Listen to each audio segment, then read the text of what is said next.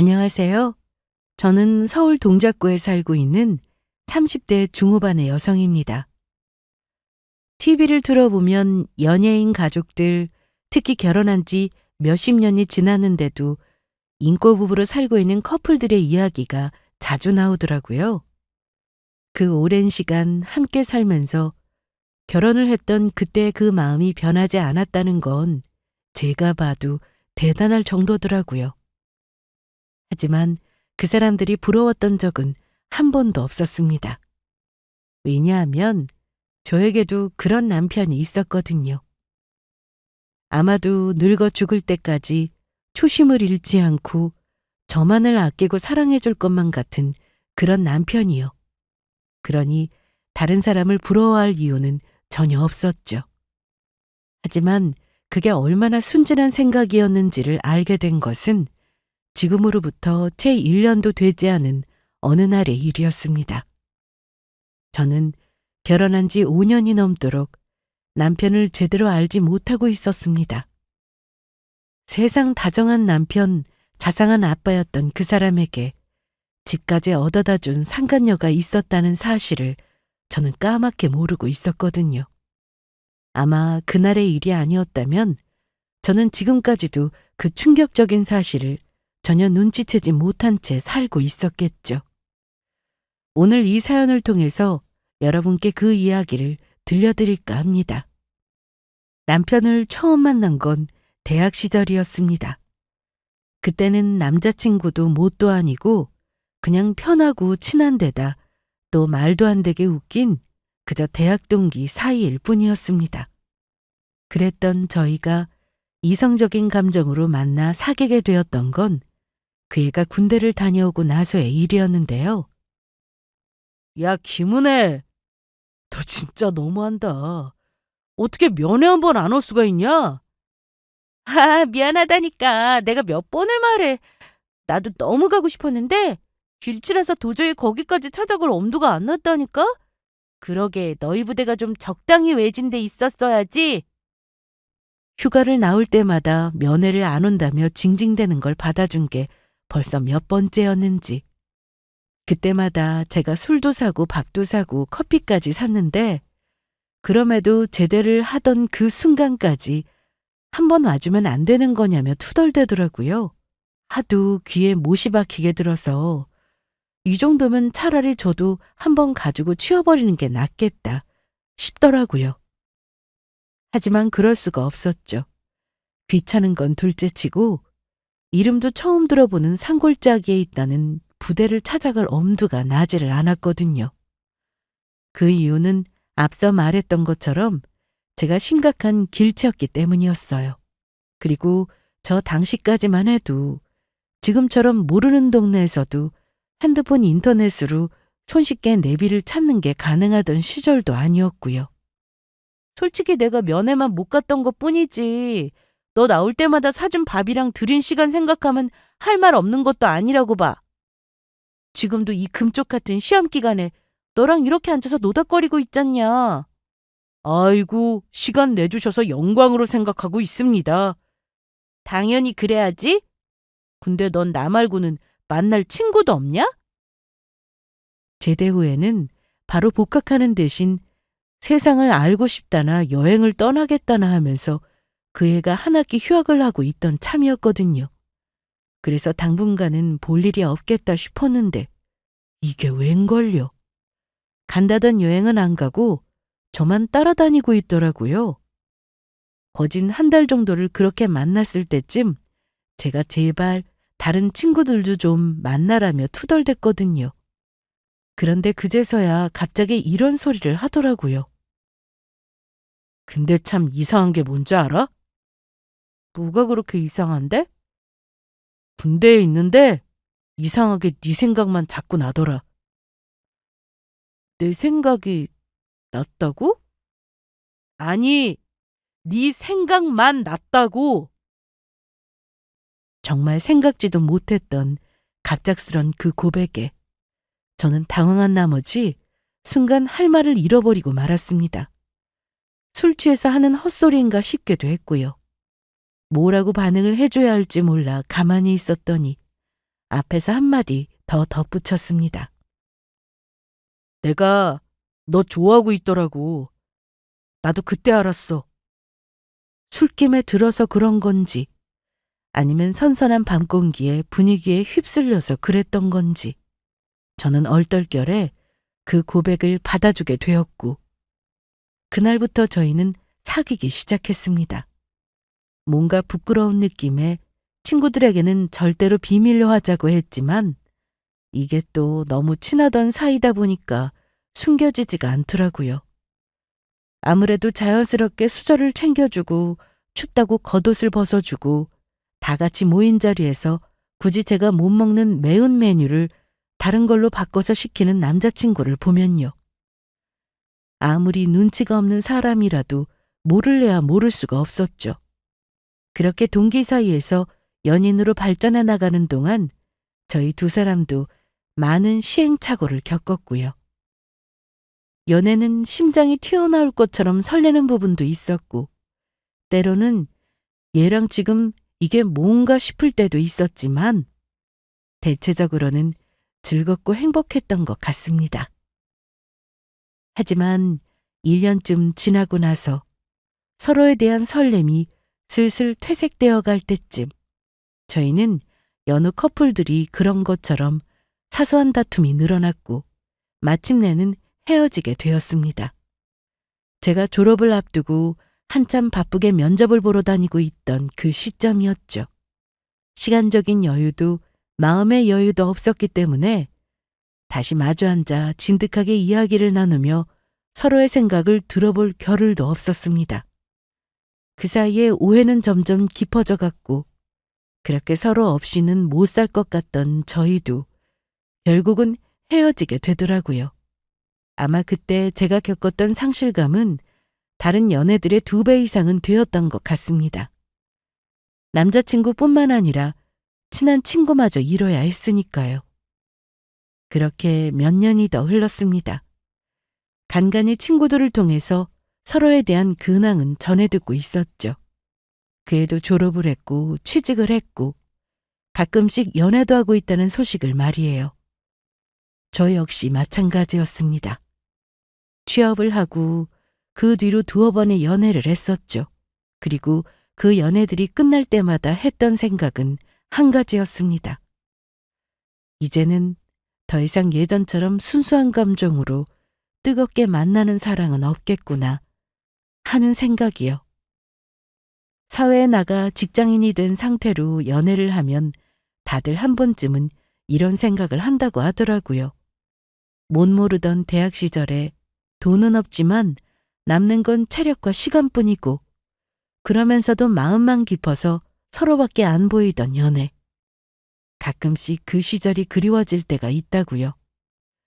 그토록 바라던 직장인이 되면 경제적으로는 여유로워졌을지는 몰라도 일에 지치고 늘 피곤한 데다 시간도 없어서 상대방에게 예전 같은 뜨거운 마음이 생기기가 어렵다고요. 서로에게 어떤 문제가 있어서가 아니라 그냥 그렇게 되는 게 현실이라고 하더라고요.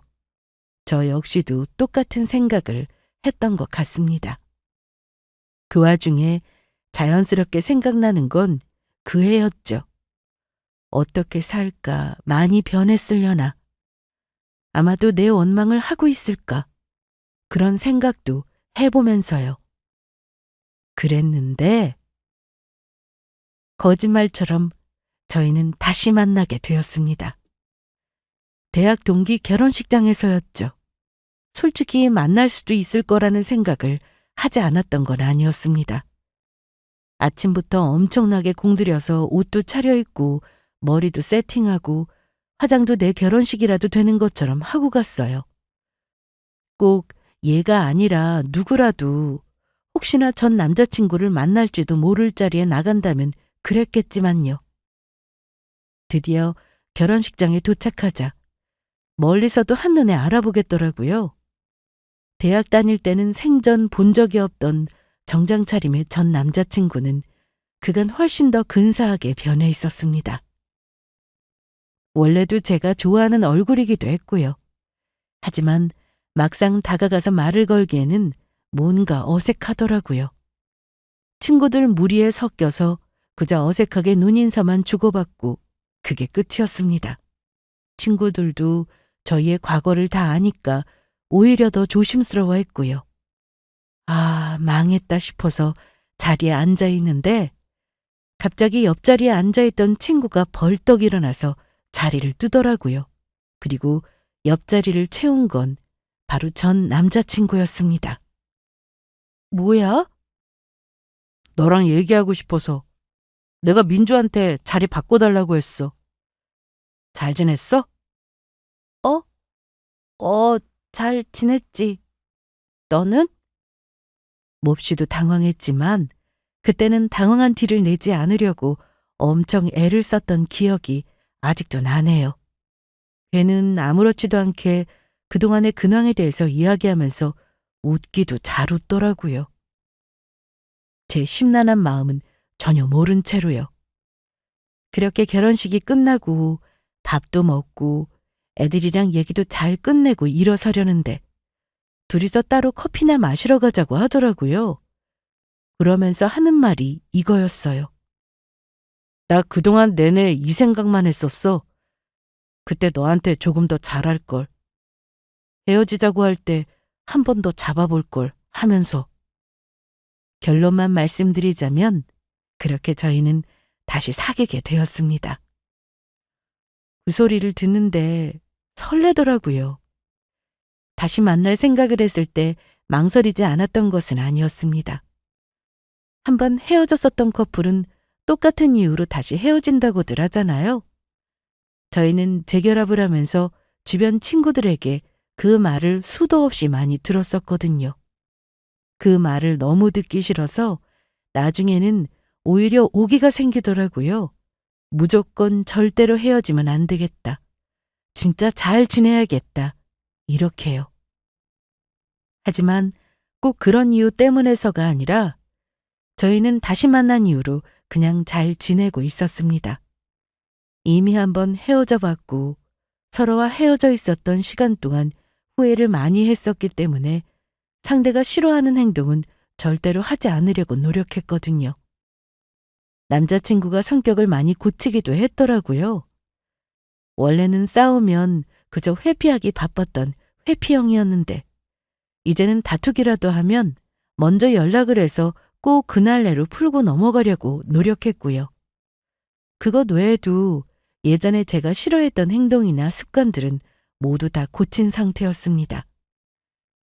밤 늦게까지 사람들과 어울려서 술 마시는 것, 술 마시고 연락이 안 되는 것, 게임하느라 내 연락 안 받는 것 등등 나열하자면 끝도 없었는데 글쎄 그걸 모두 안 하더라고요. 상대방이 많이 노력하고 있다는 걸 알게 되니 저 역시도 상대방을 위해서 똑같은 노력을 하게 됐고요. 그렇게 서로 배려하면서 저희는 예전보다 더 성숙해진 연애를 했습니다. 그리고 2년이 지난 어느 날 재결합할 때의 바람처럼 저희는 헤어지지 않고 결혼까지 할 수 있었습니다. 남편과의 결혼 생활은 연애 때보다 더 재미있더라고요. 이제는 온전히 100%의 내 편이 생긴 기분이었거든요. 내가 내 의지로 선택한 가족이기도 했고요.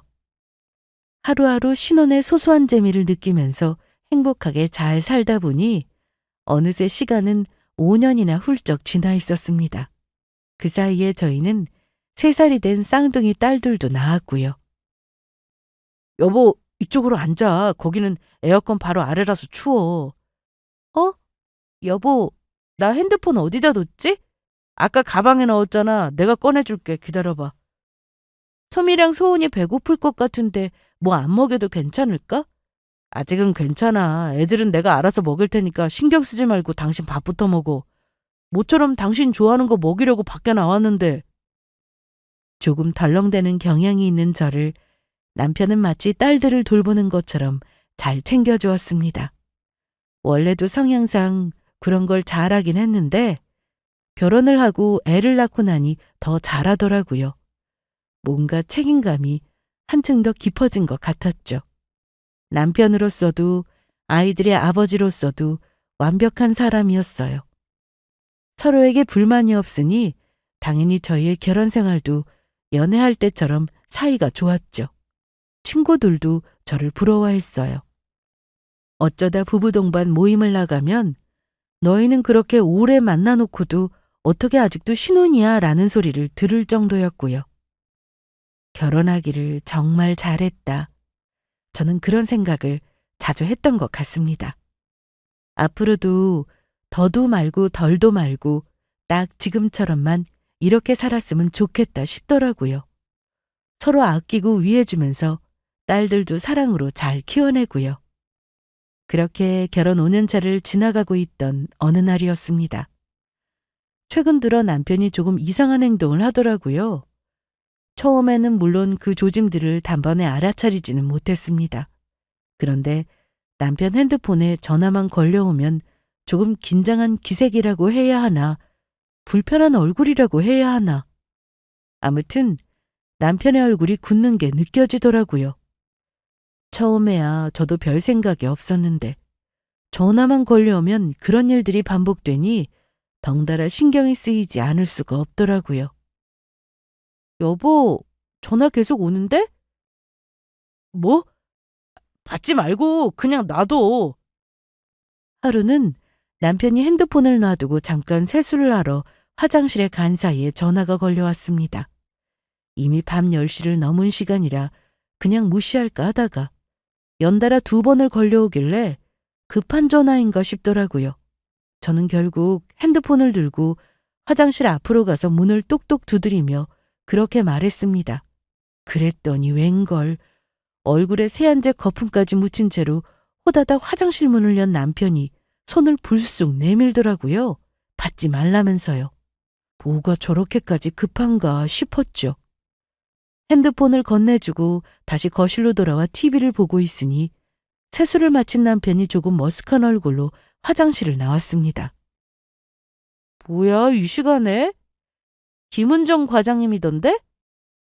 아, 우리 회사 거래처 과장님이야. 급한 일이라서 이 시간에 전화한 거 아니야? 다시 전화 안 해줘도 돼? 괜찮아. 그럴 만큼 급한 일도 없어.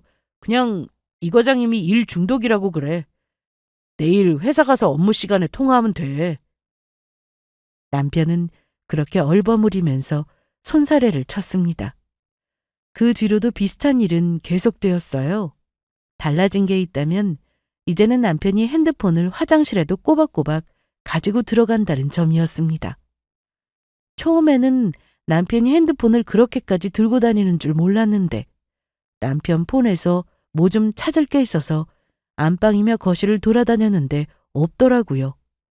원래는 벨소리를 크게 켜두고 집안 아무데나 던져놓는 사람이었는데 핸드폰을 찾으려고 남편 폰에 전화를 걸었더니 샤워기 물소리가 들리는 화장실에서 벨소리가 울리는 거예요.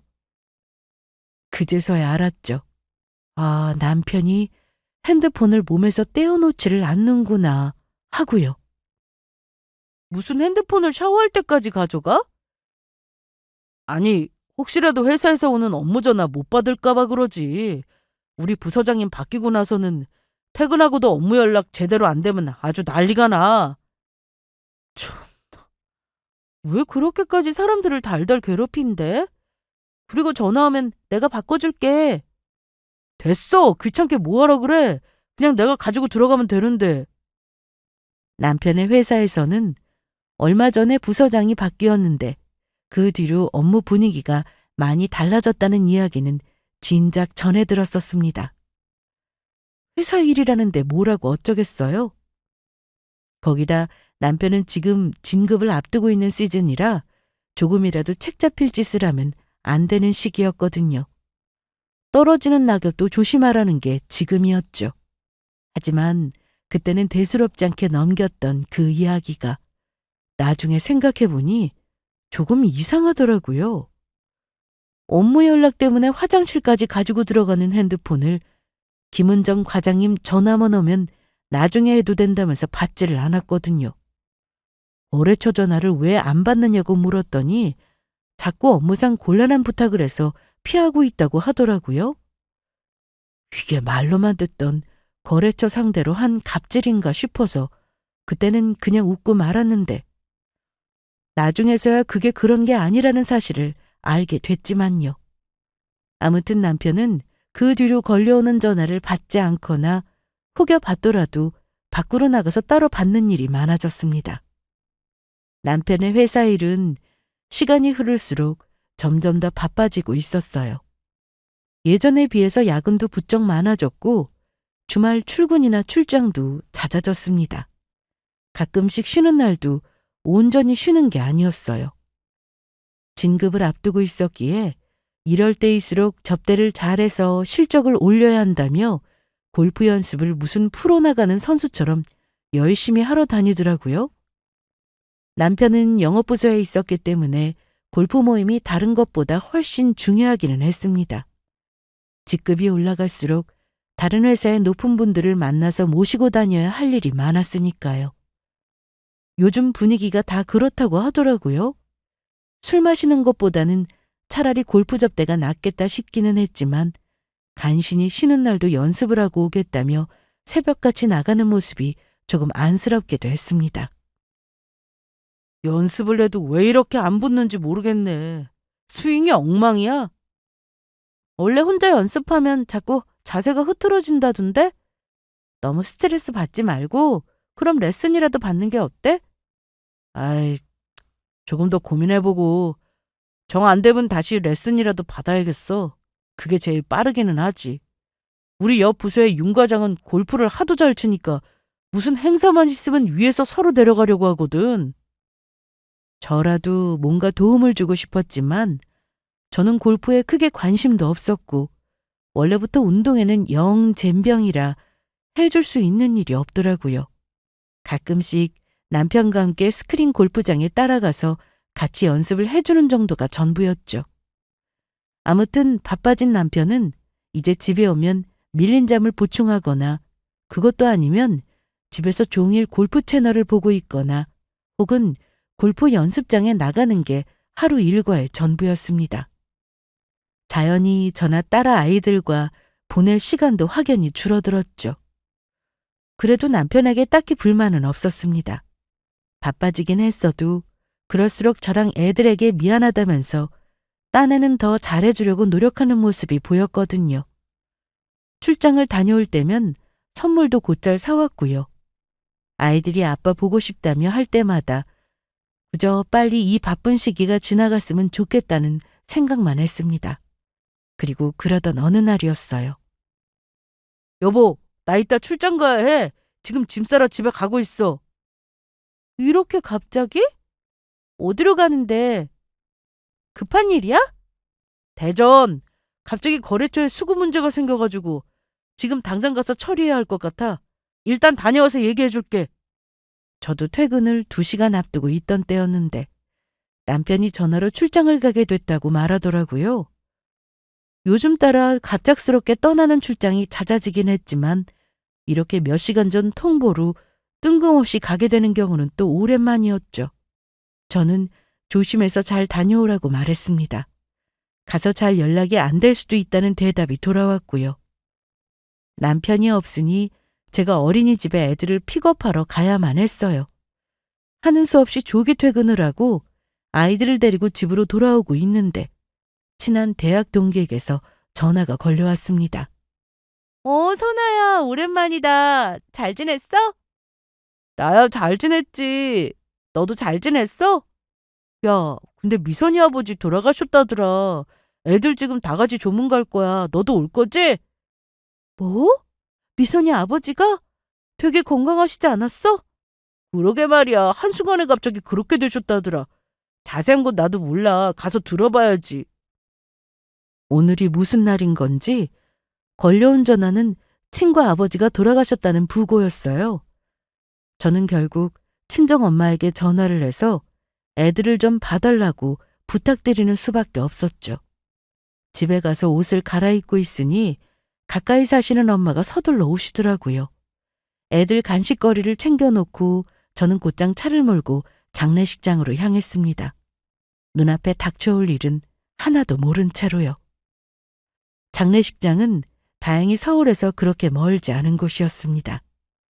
친구네 본가가 있는 경기도 남부 인근이었죠. 저는 차를 서둘러 주차하고 옷매무새를 가다듬은 후 차에서 내렸습니다. 그런데 주차장을 거의 빠져나올 때쯤 입구에 세워져 있던 익숙한 차량과 번호판이 보이더라고요. 그건 바로 저희 남편의 차였습니다. 이 차가 왜 여기 있지? 저는 어리둥절한 나머지 차 옆으로 가서 고개를 숙이고 안쪽을 들여다보았습니다. 썬팅이 조금 짙게 되어 있어서 멀리서는 안쪽에 있는 사람을 잘 확인할 수가 없었거든요. 그런데 가까이 가서 봐도 남편은 없더라고요. 저는 바로 남편에게 전화를 걸었습니다. 부고 소식을 듣고 들린 건가 싶기는 했는데 대전까지 급하게 출장 가야 한다고 말했던 사람인데 도중에 여기를 들렀다기에는 조금 앞뒤가 맞지 않는 것 같더라고요. 신호음은 계속 갔는데 남편은 전화를 받지 않았습니다. 저는 일단 전화를 끊고 먼저 친구 아버지의 빈소로 들어갔어요. 먼저 온 동기들이 저를 맞아주었습니다. 은혜야, 와줘서 고마워. 미선아, 어떡해. 네가 너무 힘들겠다. 갑자기 이렇게 가실 줄은 몰랐네. 사실 그전부터 조금 지병이 있으시긴 했어. 생각보다 빨리 돌아가시기는 했지만. 저는 생각보다 담담해 보이는 친구를 위로해주면서 다른 조문객이 올 때까지 곁에서 몇 마디를 더 나누었습니다. 그리고 밖으로 나왔더니 이미 자리를 잡고 앉은 다른 친구들이 제 수저를 챙겨주며 묻더라고요. 네 남편은 같이 안 왔어? 아, 내가 물으려고 했는데 밖에 주차장에 우리 남편 차가 있더라고. 너희들도 못 봤어? 그래? 너희 따로 왔어? 우리는 석현이 못 봤는데. 네 남편한테는 연락 안 했는데 어떻게 알고 왔지? 미선이랑 석현이는 그렇게 친하지도 않았잖아. 너한테 연락했으니까 올 거면 같이 오겠다 싶었는데. 난 얘기 안 했는데. 그럼 여기를 어떻게 알고 왔지? 부고를 돌리는 걸 담당했던 친구가 의아한 얼굴로 저에게 되묻더라고요. 오히려 묻고 싶은 건 제 쪽이었습니다. 어쨌든 주차장에 차가 있었으니 곧 들어오겠지 싶어서 저는 육개장을 먹으며 일단 친구들과 밀린 안부들을 나누고 있었죠. 하지만 그렇게 30분이 넘게 흘러도 남편이 빈소에 코빼기도 비치지 않았습니다. 오는 도중에 길이 엇갈렸나 싶어서 저는 다시 남편에게 전화를 걸면서 그 사람을 찾으러 나섰죠. 장례식장은 여러 층으로 나누어져 있었고 다른 빈소들도 꽤나 많은 편이었거든요. 2층을 더 올라간 순간 저는 어느 빈소에서 남편과 닮은 뒷모습을 찾을 수 있었습니다. 설마해서 자세히 살펴보니 남편이 맞더라고요. 심지어 남편은 그곳에서 상주를 서고 있었습니다. 뭐야? 그리고 그 순간 바지 주머니에서 핸드폰을 꺼내더니 슬쩍 액정을 확인하고는 다시 그대로 집어넣는 모습까지도 목격했죠. 그 핸드폰으로 전화를 걸고 있던 건 다름 아닌 저였습니다. 저 사람이 지금 여기서 대체 뭘 하고 있는 건지 저는 눈앞에서 그 장면을 보고도 잘 이해가 되지 않았습니다. 반사적으로 빈소 앞에 내걸려 있던 명패를 확인했어요. 그리고 거기에는 익숙한 이름이 있었습니다. 김은정. 늦은 저녁 가끔씩 울리던 남편 폰에 저장되어 있던 거래처 과장님의 이름이었어요. 아, 남편도 거래처에 조문을 하러 온 건가? 순간 그런 생각이 들었지만 말이 되지 않았죠. 그렇다면 조문만 하고 돌아갈 것이지 왜 지금 저기서 상주를 서고 있겠어요? 제 머릿속에서는 점점 불길한 생각이 뻗쳐가고 있었습니다. 그리고 그 꺼림칙한 느낌의 기원을 곧 알게 되었어요. 남편의 옆에 뒤돌아 서 있던 다른 여자의 얼굴을 본 순간이요. 여자는 머리에 흰색 리본 핀인 상장을 매달고 있었습니다. 상주 가족임이 틀림없었어요. 아무도 고인의 딸로 보였고요. 제가 기절할 것처럼 놀랐던 이유는 또 있었습니다. 그 여자는 저도 알고 있던 사람이었거든요. 지금은 화장기가 없는 얼굴이라 조금 이미지가 달라 보이기는 했지만 저 얼굴은 틀림없이 우리가 가끔씩 가던 스크린 골프장의 여직원이었습니다. 우리가 가기만 하면 환하게 웃으며 맞이해주던, 그래서 남편이 참 인사성이 밝고 친절한 사람인 것 같다고 칭찬을 했던 바로 그 사람이요. 그 여자는 눈물을 닦으면서 남편의 어깨에 기대기도 하고 남편은 다정하게 그 여자의 얼굴을 쓸어주기도 했습니다. 저는 순간 토기가 치밀어 올랐습니다. 심장이 튀어나올 것처럼 쿵쿵 뛰면서 속이 미친 듯이 울렁거리기 시작했어요. 금방이라도 쓰러질 것처럼 휘청거리는 몸을 간신히 붙들고 그 빈소의 조문객 중 여자의 또래로 보이는 한 사람을 붙잡고 물었습니다. 죄송한데 혹시 저기 서 있는 저 상주는 여자분 남편인가요? 네? 아, 네. 은정이 남자친구라고 들었어요. 남자 친구라고요? 네. 아무래도 이 집에 자식이라고는 은정이밖에 없으니까. 아들이 없어서 은정이가 대신 상주 좀 서달라고 부탁했다고 하던데요. 남자친구분도 충분히 오래 만났다고 들었고. 오래 만났대요? 남자친구를요? 네. 그런데 누구시죠? 저는 다소 이상한 얼굴로 저를 훑어보는 조문객을 뒤로하고 그 자리를 뛰쳐나왔습니다. 더 이상은 울렁거리는 속을 참을 수가 없었거든요. 그대로 화장실로 달려가서 미친 듯이 구역질을 해댔습니다. 요즘 접대 때문에 골프 연습을 하러 가야 한다고 연보를 외우던 남편. 쉬는 날도 없이 틈만 나면 골프 얘기만 하던 남편. 그리고 쉬지도 못하고 스트레스 받는 남편이 안쓰러워 잘 다녀오라며 스크린 골프장 이용료까지 내주었던 등신 같은 저. 그 모든 지난 날들이 한순간에 주마등처럼 눈앞을 스쳐 지나갔습니다. 속에 있는 것들을 한참이나 웩웩거리며 다 개원하고 나서야 비로소 정신이 들더라고요. 저는 비틀거리며 화장실 칸을 빠져나와 세면대에 물을 틀고 눈앞의 거울을 쳐다보았습니다. 등은 온통 식은땀으로 축축해져 있었고 얼굴은 눈물로 젖어 엉망이었어요. 꼴이 말이 아니더라고요. 저는 화장실을 나와서 다시 빈소 입구를 찾아갔습니다. 내가 누구보다 사랑했던 남편이, 내 아이들의 아빠라는 사람이 여전히 그 자리에 있었죠. 제가 아닌 다른 여자의 옆자리예요.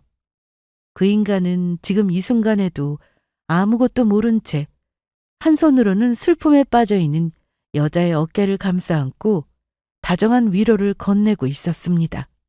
적어도 이 자리에서만큼은 누가 봐도 저 두 사람이 인연이었습니다. 저는 그 자리를 도망치듯 빠져나왔습니다. 그리고 집으로 돌아가던 차 안에서는 더는 눈물도 나오지 않더라고요. 대신 속으로 피눈물을 흘렸죠. 차라리 남편이 지금까지 저나 아이들에게 형편없는 인간이었더라면, 그래서 있어도 그만 없어도 그만인 사람이었더라면 지금 이 기분이 조금이나마 더 나았을 것 같았습니다. 뒤로는 상간녀와 그 추잡한 불륜을 저지르면서도 우리 가족들 앞에서는 세상에 둘도 없을 만큼 좋은 가장인 척을 했다는 사실이 믿기지가 않더라고요. 그 다음 이어지는 생각은 또 이런 것들이었습니다. 언제부터였을까? 대체 왜 그랬을까? 이유를 알고 싶었습니다. 저를 배신한 이유가 뭔지, 그렇게 해서 얻고 싶었던 것이 대체 무엇이었는지를 말이에요. 저도 모르게 원인을 저에게서 자꾸 찾기 시작했습니다. 내가 뭘 잘못해서였을까? 내가 질린 걸까? 그것도 아니라면 그 여자가 나보다 나은 게 대체 뭐였을까? 답도 없는 질문을 끝도 없이 늘어놓으며 저는 소리라도 지르고 싶은 심정이 되었습니다. 그렇게 정신없이 집으로 돌아왔을 때 그 인간에게서 드디어 전화가 걸려왔습니다. 저는 잠긴 목소리를 가다듬으며 전화를 받았어요. 아무렇지 않은 척 하면서요. 여보, 전화 많이 했었네? 바빴어? 어, 대전 도착하자마자 바로 거래처 사람들 만나서 미팅하느라고 바빠서 전화 받을 틈도 없었네. 당신은 별일 없지? 애들은? 남편의 입에서는 미리 계획한 거짓말이 청산유수처럼 흘러나오고 있었습니다. 그 목소리마저도 갑작스런 출장에 지쳐 피곤에 쩌든 목소리로 잘 가장하고 있었죠. 너무나도 완벽한 그 연기에 저도 모르게 헛웃음이 흘러나왔습니다. 도대체 이런 연기를 언제부터 시작했던 건지. 마음 같아서는 당장이라도 소리를 지르며 따져묻고 싶은 심정이었습니다. 하지만 저는 바닥난 인내심을 있는 대로 다 끌어모아서 간신히 참아냈어요. 아무 일 없지. 무슨 일이 있겠어. 애들도 다 자고 있어, 이제. 그래? 나 없어서 당신 혼자서 애들 보려면 피곤하겠다. 미안해. 아니야. 언제쯤 돌아올 것 같아? 일이 끝나봐야 알아서 아직 확실하지는 않은데 아마도 한 사나흘 후쯤이면 될 것 같은데? 발인도 마치고 그 여자가 마음을 추스릴 시간까지도 곁에 함께 있으려면 못해도 사나흘은 걸리겠죠. 이미 충분히 예상하고 있었던 대답이었습니다. 그 전화를 끊자 저는 그전까지도 정리가 되지 않던 머리가 차분해졌습니다. 엉켜있던 실타래가 모조리 풀리는 것만 같은 느낌이었어요. 그 태연한 목소리와 소름 끼치는 연기를 듣고 있자니 오히려 마음이 한쪽으로 정리가 되더라고요. 그 인간의 모든 걸 끝내버려야겠다는 생각이었죠. 저는 그날부터 복수를 준비했습니다. 남편 놈이 없는 동안 집안을 아예 뒤집어 엎어버렸어요. 남편이 쓰던 컴퓨터, 노트북, 태블릿부터 시작해서 서랍에 꽁꽁 숨겨놓던 메모들, 수첩들, 서류 가방 포켓에 구겨져 있던 영수증들까지 할 수 있는 모든 것들은 다 찾아냈습니다. 이혼하기 위해서는 불륜의 증거가 필요했거든요. 물론 장례식장을 나오면서도 잊지 않고 저는 사진을 찍어두었습니다. 그 와중에도 무슨 정신이 들었었는지 본능적으로 이걸 찍어두어야겠다는 생각이 들더라고요.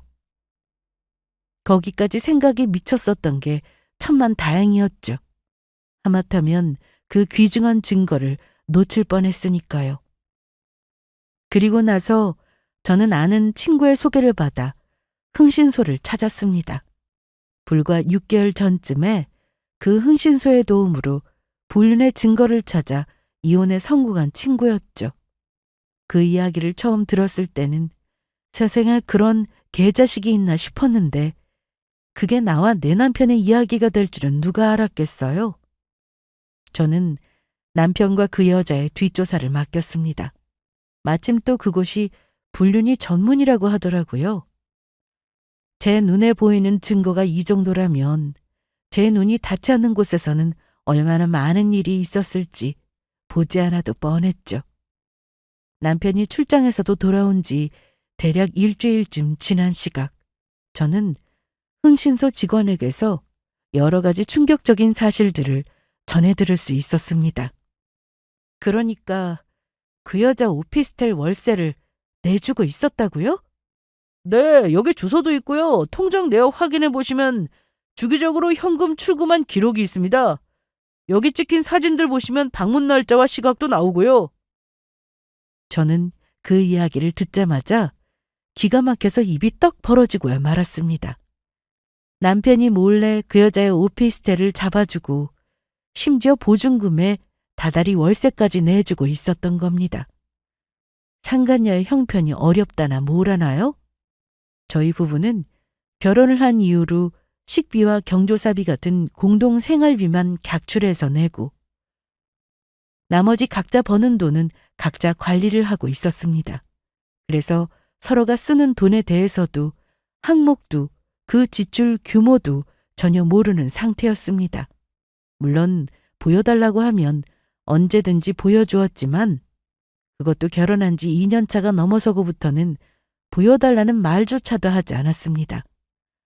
그냥 암묵적으로 알아서 잘 쓰고 잘 관리하고 있겠거니 하는 생각을 할 뿐이었죠. 대신에 비상사태에 대비해서 서로의 공인인증서 비번은 알고 있는 상태였습니다. 그걸 상대가 들어가서 확인해 볼 일이 생길 거라고는 전혀 생각하지도 못했었지만요. 저는 결혼한 이후 정말 처음으로 남편의 통장을 샅샅이 뒤졌습니다. 1원이라도 수상쩍게 빠져나간 항목이 있다면 모두 의뢰를 맡겼죠. 카드 내역서도 마찬가지였습니다. 남편 놈은 현금으로 증거를 덮을 세심함마저도 없었습니다. 여기 기록들을 보시면 그 여자와 만나기 시작했던 초반에는 현금을 인출해서 사용하는 일이 많았던 것 같은데 몇 달 지나고 나서부터는 아예 바로 카드를 사용하셨더라고요. 덕분에 기록을 추적하기는 수월했습니다. 보통은 증거를 남기지 않으려고 숙박업소나 택시 기록이나 이런 것들은 다 현금으로 사용하거든요. 그러면 저희한테는 일이 복잡해지죠. 더 충격적인 사실은 그 상간녀도 이미 결혼을 한 유부녀였다는 점이었습니다.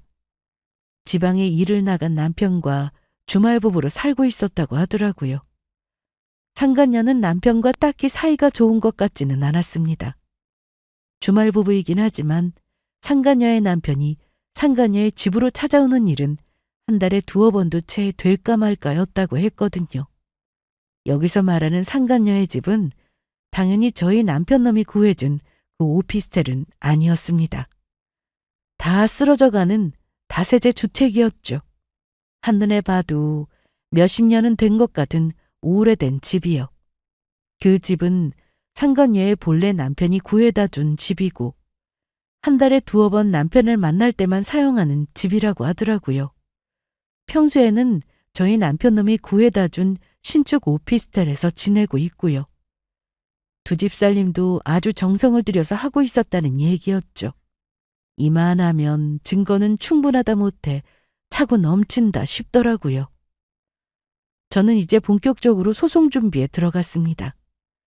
이혼 전문 변호사를 선임했고 그동안 저와 흥신소 직원이 찾았던 모든 증거들을 다 넘겨주었습니다. 그중에는 불법으로 취득한 증거라 쓸 수 없는 것들도 있었지만 변호사의 조언에 따라 다시 합법적으로 불륜의 증거를 다시 모을 수 있었고요. 저는 바로 상간녀 소송과 이혼 소송을 같이 걸었습니다. 본인 앞으로 나온 이혼 소장을 보고서야 눈이 뒤집어지게 놀란 남편놈이 저를 붙잡더라고요. 이게 대체 뭐야? 갑자기 이혼이라니. 나한테 한마디 말도 없이 이게 무슨 짓이야? 아, 소송이 내 생각보다 훨씬 더 빨리 진행되더라고. 나도 몰랐는데 내 변호사 말이 사전에 배우자한테 이혼을 요청하거나 고지할 필요도 없이 바로 그냥 소장을 보내면 소송을 시작하면 된다고 하더라? 꼴도 보기 싫은 상태일 때 보통 그렇게 한다고들 하더라고. 대체 내가 너한테 뭘 잘못했어? 하루아침에 갑자기 왜 이러는 건데?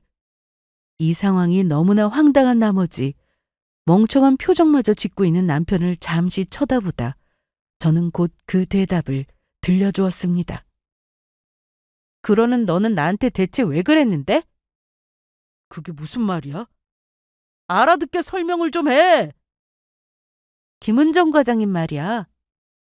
제 입에서 그 이름이 나오자마자 남편놈은 눈에 띄게 움찔하며 놀랐습니다. 하지만 침을 한 번 삼키며 제 눈치를 살피더니 이내 되묻더라고요. 여기서 그 사람 이야기가 왜 나와? 연기 좀 그만해. 나도 알아볼 만큼 다 알아봤으니까. 무슨 오해가 있는 것 같은데 그분은 나랑 전혀 관계없는 사람이야. 너 대체 무슨 말도 안 되는 상상을 하고 있는 거야? 일단 끝까지 발뺌하고 보겠다. 이거더라고요. 저는 한숨이 나왔습니다. 더 이상은 실망할 것도 없다고 여겼었는데 이 순간마저도 마지막까지 저를 속여보려고 발버둥치는 그 모습에 다시금 새로운 실망감이 들었거든요. 왜 관계가 없어? 그 여자 아버지 장례식에 상주까지 서놓고는? 그 여자가 들으면 너무 섭섭하겠는데? 이거 완전 순 나쁜 자식 아니야. 그걸 네가 어떻게... 마침내 제 입에서 장례식 이야기가 나온 순간 남편 놈은 기절할 것처럼 놀라 펄쩍 뛰었습니다. 그 몇 초 사이에 머리를 얼마나 열심히 굴렸던지 눈동자가 몇 번을 돌아가더라고요. 얼굴이 새파랗게 질렸다 흥분해 붉어졌다를 반복하면서요. 저는 말없이 팔짱을 낀 채 그 꼴을 계속 쳐다보고만 있었습니다. 그리고 마침내 더는 안 되겠다 싶었던 건지 그 인간은 저에게 매달리기 시작했습니다. 은희야, 솔직히 말할게. 그래, 네 말대로 그 여자랑 조금 만났던 건 사실이야. 근데 진짜 다른 감정은 없었어. 그냥 하는 얘기를 들어보니까 형편도 어려운데 남편이랑도 사이가 안 좋다고 해서 처지가 너무 딱하기도 하고 그래서 그랬던 거야. 동정심 같은 거였어. 정말이야. 할 말은 그게 다야? 여보, 제발. 그 여자는 딱하고 집에서 기다리는 네 처자식은 안 딱하든? 동정이든 사랑이든 나는 이제 관심 없고 우리 이혼이나 하자. 그랬더니 이혼은 못한다고 아주 난리를 치더라고요. 뭘 잘했다고 큰소리까지 쳐가면서요. 어차피 이건 이미 본인의 손을 떠난 일이라는 걸 아직도 모르는 눈치였어요. 저는 아이들을 데리고 친정에 잠깐 나가 있었습니다. 그리고 그 사이에도 이혼 소송 절차는 착실히 진행되었고요. 나중에 법정에 나온 남편 놈을 보니 눈탱이가 아주 밤탱이가 되어 있더라고요. 알고 보니 상간녀 남편이 불륜 사실을 알게 되어서 그날 바로 이 인간을 두들겨 패러 달려왔다고 하더라고요. 얼마나 얻어맞았는지 얼굴이며 몸이며 멀쩡한 곳이 없을 정도였습니다. 자업자득이다 싶더라고요. 그리고 저는 이혼을 했습니다. 얼마 안 되는 돈이지만 위자료를 받았고 아이들의 양육권도 당연히 제가 가져왔고요. 상간녀 소송에서도 승소해 정신적 피해에 대한 위자료를 받았습니다. 모든 것이 다 예상했었던 결과였죠. 다만 저런 것도 아빠라고 함께 살았었던 아이들에게 미안할 뿐이었습니다. 나중에 알게 된 사실이지만 상간녀를 만나온 시기는 1년이 약간 넘었다고 하더라고요. 그리고 그 1년 동안 셀 수 없이 많은 거짓말로 저를 속이며 그 여자를 만나왔고요. 저는 남편을 통해서 인간의 두 얼굴에 대해서 생각해보게 되었습니다. 아무리 인간은 입체적이라지만 저렇게까지 완벽한 연기를 해오고도 뒤로는 바람을 피울 수 있었다는 사실이 아직도 믿기지가 않았죠. 저희 부모님을 비롯해서 제 주변 지인들도 그 사람이 바람을 피웠다는 사실을 믿지 못할 정도였거든요. 무슨 오해가 있는 게 아니냐면서요. 그래서 저도 처음에는 제 자신에게서 불륜의 원인을 찾으려고 했었죠. 그럴 만한 이유가 있었을까? 내가 잘못한 게 있었을까? 이런 생각을 하면서요. 하지만 저는 이제 깨달았습니다. 바람에는 어떤 특별한 이유가 있었던 게 아니었고 저의 잘못도 없었다는 사실을요. 그냥 전 남편이 그것밖에 되지 않는 인간이었기 때문에 이 모든 일이 일어났다는 것도요. 그 인간은 상간녀와도 헤어지게 되었다고 합니다. 처자식도 잃고 상간녀와도 헤어지게 되었으니 지금쯤이면 본인이 저지른 일의 대가가 무엇인지를 돌아보면서 후에 비슷한 것이라도 하고 있을진 모르겠네요. 여기까지 들어주셔서 감사합니다.